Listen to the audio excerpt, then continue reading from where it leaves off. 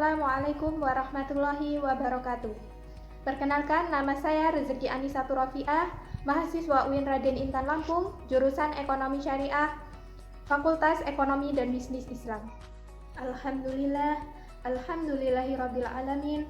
Assalatu wassalamu ala asrofil anbiya'i wal mursalin wa ala alihi wa sahbihi ajma'in. Amma ba'du. Pertama-tama, marilah kita panjatkan rasa syukur kita ke hadirat Allah Subhanahu wa Ta'ala karena limpahan kasih sayang dan hidayahnya sehingga kita dapat menikmati hidayah Islam hingga saat ini.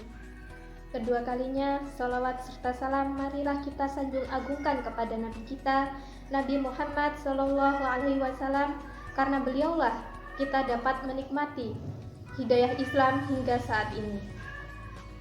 Pada kesempatan hari ini, saya ingin mengajak teman-teman semua untuk belajar bersama tentang ziswaf atau zakat, infak, sedekah, dan wakaf. Untuk pertama, marilah kita bahas terlebih dahulu tentang zakat. Zakat secara bahasa merupakan suatu harta atau benda yang diambil dari seseorang yang memiliki harta yang telah mencapai nisab dan haulnya untuk diberikan kepada orang-orang yang berhak menerimanya sesuai dengan ketentuan syariat Islam. Nah, perintah tentang zakat ini terdapat dalam Al-Quran surah At-Taubah ayat 103 yang berbunyi A'udzu billahi minasyaitonir rajim. Bismillahirrahmanirrahim. Khudh min amwalihim shadaqatan tutahhiruhum wa tuzakkihim biha wa sholli 'alaihim inna sholataka sakanun lahum wallahu sami'un 'alim. Artinya, ambillah zakat dari harta mereka guna membersihkan dan menyucikan mereka, dan berdoalah untuk mereka. Sesungguhnya doamu itu menumbuhkan ketentraman jiwa bagi mereka. Allah Maha Mendengar, Maha Mengetahui. Al-Quran Surah At-Taubah ayat 103. Zakat hukumnya wajib bagi setiap muslim. Nah, zakat dibagi menjadi dua macam, yaitu zakat fitrah dan zakat mal. Zakat fitrah merupakan zakat untuk membersihkan jiwa kita. Biasanya dibayarkan pada saat bulan Ramadan hingga sebelum dilaksanakan sholat Id. Umumnya di Indonesia, zakat fitrah ini berupa makanan pokok atau beras yang dibayarkan sebanyak 2,5 kg, atau apabila uang, maka uang itu sejumlah dengan harga beras tersebut.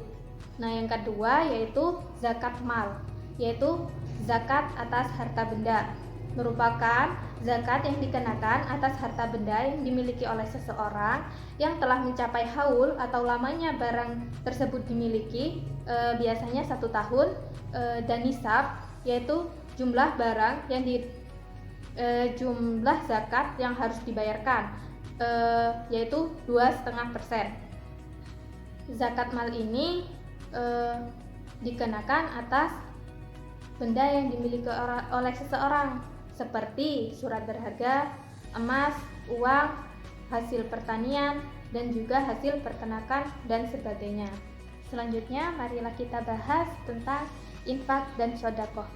Infak yaitu mengeluarkan suatu harta benda untuk kepentingan sesuatu yang diperintahkan dalam ajaran Islam.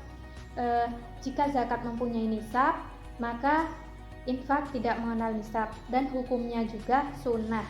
Sedangkan sedekah sama saja pengertiannya dengan infak tadi. Nah, termasuk juga hukum dan ketentuan-ketentuannya.